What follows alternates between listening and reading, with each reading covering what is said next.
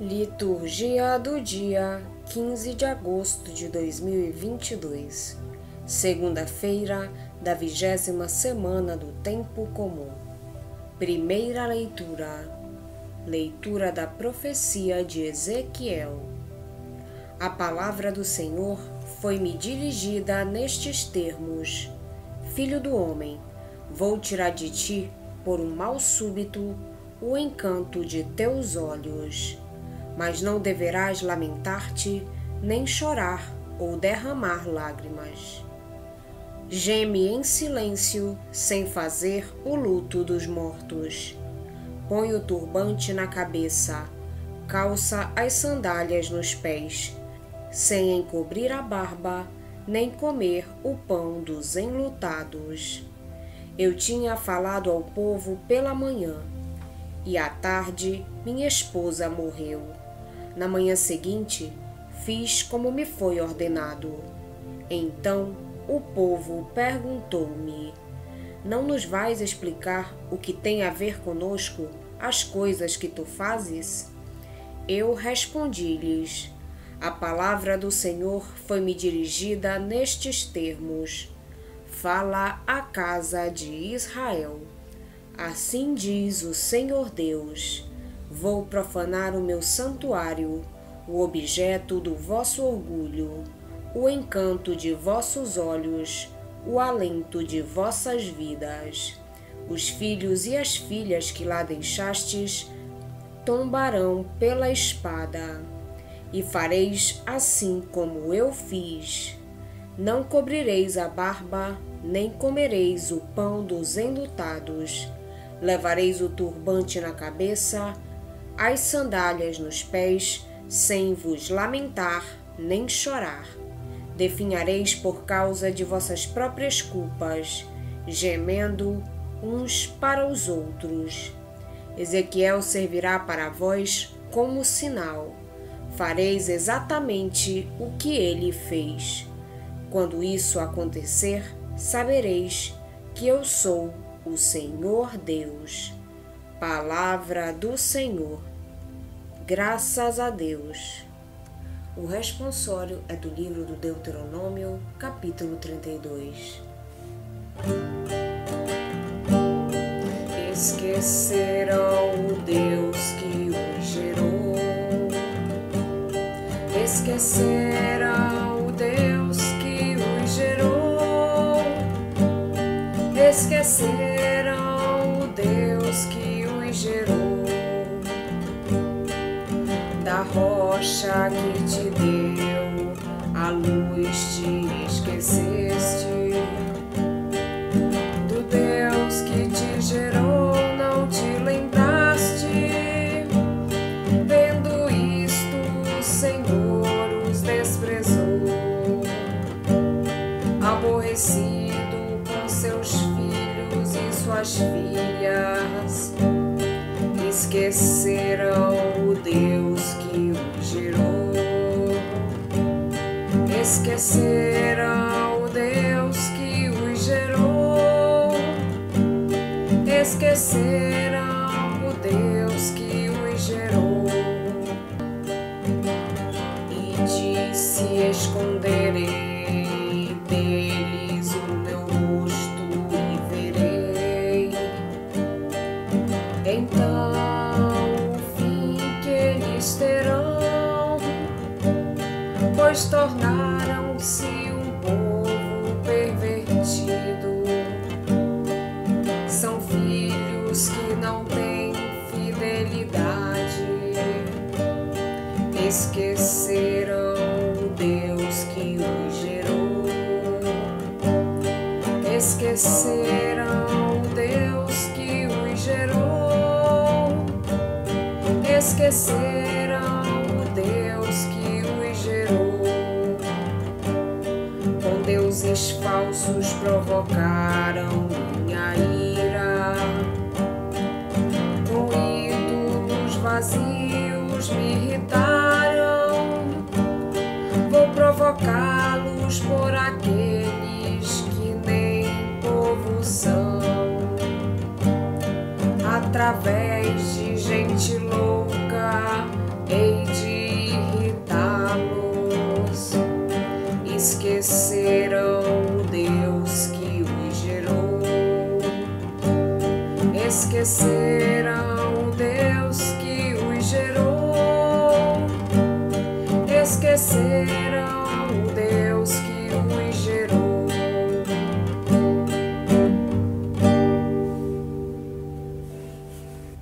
Evangelho de Jesus Cristo, segundo São Mateus.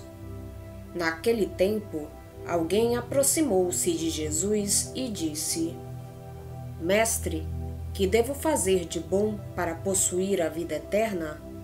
Jesus respondeu: Por que me perguntas sobre o que é bom? Um só é o bom. Se queres entrar na vida, observa os mandamentos. O homem perguntou: Quais mandamentos? Jesus respondeu: Não matarás, não cometerás adultério, não roubarás, não levantarás falso testemunho, honra teu pai e tua mãe e ama o teu próximo como a ti mesmo. O jovem disse a Jesus: Tenho observado todas essas coisas. Que ainda me falta? Jesus respondeu: Se queres ser perfeito, vai, vende tudo o que tens, dá o dinheiro aos pobres e terás um tesouro no céu. Depois, vem e segue-me. Quando ouviu isso, o jovem foi embora cheio de tristeza, porque era muito rico. Palavra da salvação. Glória a vós, Senhor.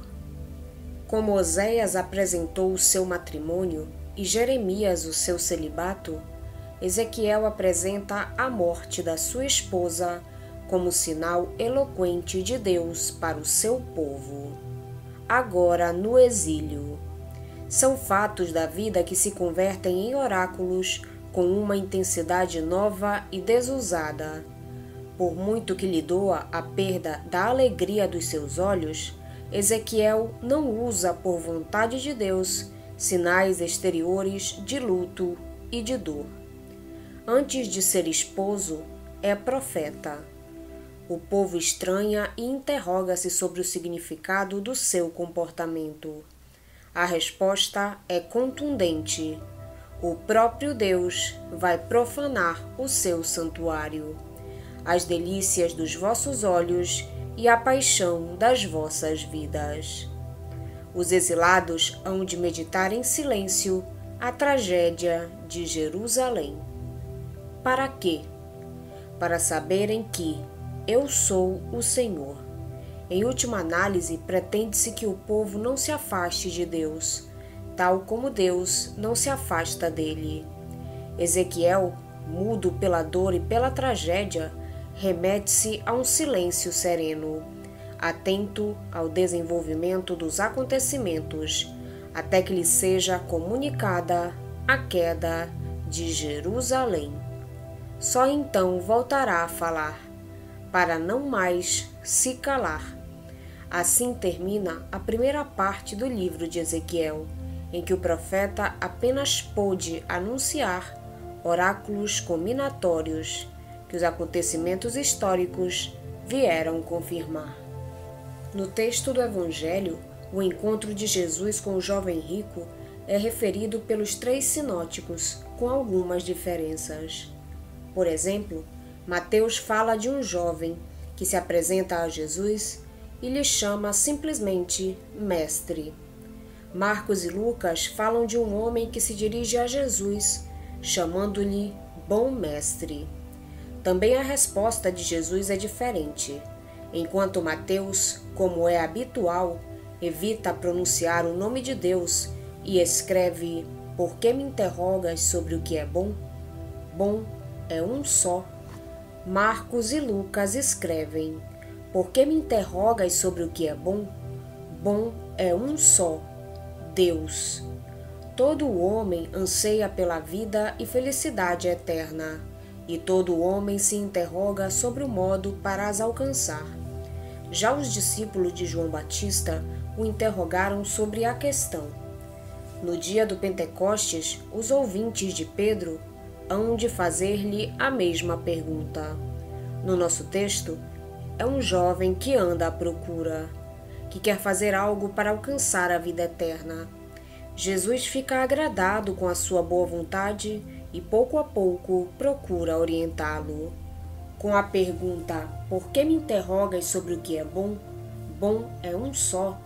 Jesus insinua que procurar a vida eterna é, ao fim e ao cabo, procurar alguém que tem um rosto concreto e não algo de abstrato. Por isto, Jesus indica-lhe o tradicional caminho da prática dos mandamentos. O jovem não fica satisfeito com essa resposta, demasiado óbvia, e até estava convencido de sempre ter cumprido tudo isso. Procurava, pois, algo mais. Então, Jesus lança-lhe uma proposta. Se queres ser perfeito... Jesus aprecia a boa vontade, o esforço de quem quer ir mais longe. Já tinha apontado uma meta sem limites ao dizer: sedes perfeitos, como é perfeito o vosso Pai Celeste. O caminho para essa meta é dar tudo aos pobres e pôr-se a seguir Jesus. É o que o Mestre diz ao jovem, porque os bens, quando não são partilhados com os pobres, afastam o homem do bem supremo, que é Deus. Onde está o teu tesouro, aí está o teu coração. Para seguir a Cristo é preciso ter um coração no lugar certo. Não era o caso deste jovem, que tinha muitos bens e se foi embora triste. Ezequiel perde a sua mulher. Não sabemos o que a leva à morte, mas sabemos que, por inspiração de Deus, o profeta não manifesta a sua aflição. Não põe luto. O Senhor dissera-lhe: suspira em silêncio. Não guardes o luto habitual pelos defuntos. Conserva o turbante na cabeça, calça as sandálias. Não cubras o rosto e não comas pão ordinário. O drama familiar de Ezequiel devia servir de sinal profético. O povo interroga-o sobre o comportamento considerado estranho. E o profeta responde: o Senhor vai profanar o seu santuário, o orgulho da vossa força, as delícias dos vossos olhos e a paixão das vossas vidas. Os vossos filhos e filhas que deixastes cairão ao fio da espada, e nem sequer tereis oportunidade para fazer luto. Com o turbante, a cabeça e as sandálias calçadas, não vos lamentareis e não chorareis.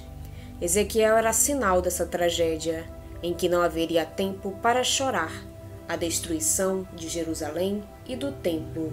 Ezequiel era sinal dessa tragédia, em que não haveria tempo para chorar, a destruição de Jerusalém e do templo, e a partida para o exílio. Os hebreus tinham uma enorme paixão pelo templo, casa de Deus, sacramento da aliança nupcial de Deus com o seu povo. Ao anunciar a sua profanação e destruição, Deus tem uma intenção positiva, anunciada no fim do nosso texto. Então reconhecereis que eu sou o Senhor Deus. Com a catástrofe, Deus quer tornar possível a conversão. De fato, depois da destruição de Jerusalém e do templo e da deportação para a Babilônia, os hebreus recordaram as palavras de Jeremias e de Ezequiel, que tudo tinha predito. Meditaram nessas profecias e alcançaram a graça da conversão. Reconheceram as suas culpas e compreenderam a intenção divina de perdoar e recomeçar tudo, numa nova relação de aliança mais íntima e profunda. Também nós somos chamados a reler as Escrituras, especialmente em situações de provação e sofrimento, Paulo escreve: estas coisas aconteceram-lhes para nosso exemplo e foram escritas para nos servir de aviso, a nós que chegamos ao fim dos tempos. A verdade é que tudo o que foi escrito no passado foi escrito para nossa instrução, a fim de que pela paciência e pela consolação que nos dão as Escrituras, tenhamos esperança.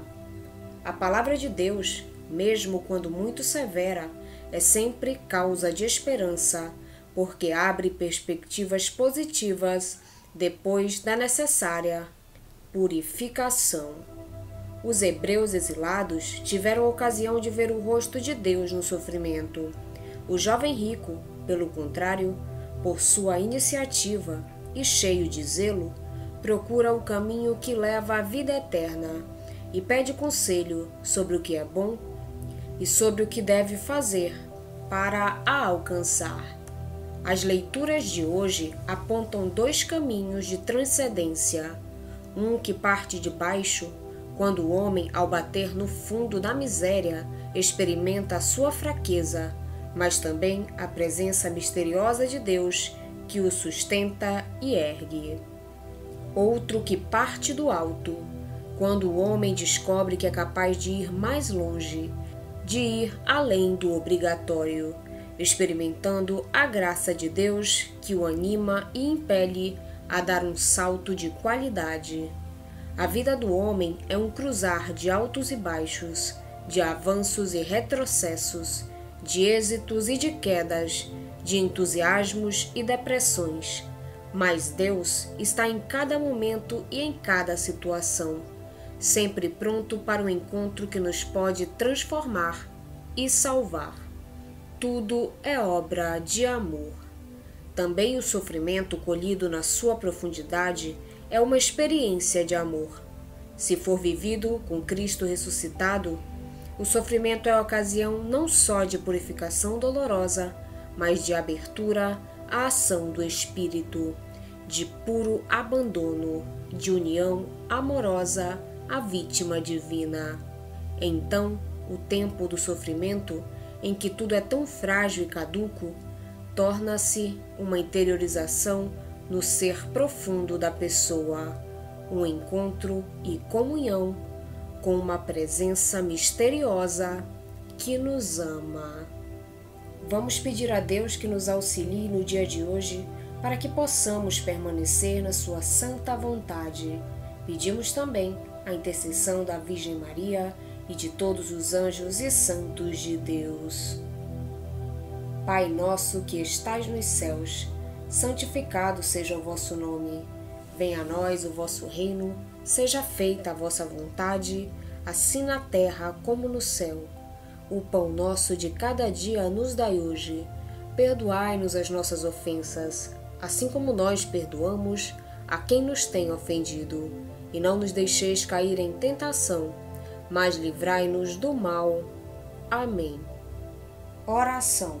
Senhor nosso Deus, que confiastes ao ser humano a missão de guardar e cultivar a terra e colocastes o sol a seu serviço, dai-nos a graça de neste dia trabalhar com ardor pelo bem dos nossos irmãos e irmãs, para o louvor de vossa glória. Por nosso Senhor Jesus Cristo, vosso Filho, na unidade do Espírito Santo. Amém. Estivemos reunidos em nome do Pai, do Filho e do Espírito Santo. Amém. Tenham todos um abençoado dia. Fiquem na santa paz de Jesus. Se inscrevam no canal, deixem seu like e compartilhem essa mensagem com seus amigos. Um grande abraço e até o próximo vídeo.